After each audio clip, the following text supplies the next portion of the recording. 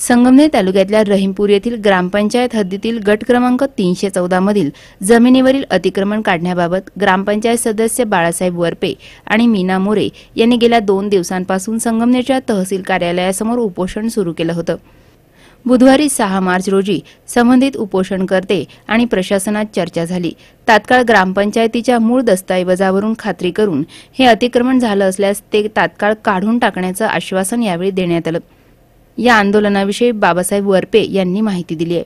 3/2000 रोजी उपोषण सोडतोय, पण सोडण्यात जे आमच्या गावचे ग्रामसेवक त्यांनी मला असं लिहून दिलंय की 7 दिवसाच्या आत सदर मोजणी फी भरून कार्यवाही करण्यात येईल आणि PDO साहेबांनी पंचायत समितीचे त्यांनी तसं पत्र दिलंय। 7 दिवसाच्या आत जर PDO ग्रामपंचायतने मोजणी फी भरण्याची कार्यवाही नाही केली तर त्यांच्यावर कलम 39 नुसार कार्यवाही करण्यात येईल अशा पद्धतीचं लेखी आश्वासन मिळाल्यानंतर मी उपोषण सोडत आहे।